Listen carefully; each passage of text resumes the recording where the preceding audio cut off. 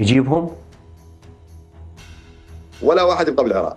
والله إذا يريد يعيد الخزينة وينعشها اليوم خلي يرجع أبو رغيف.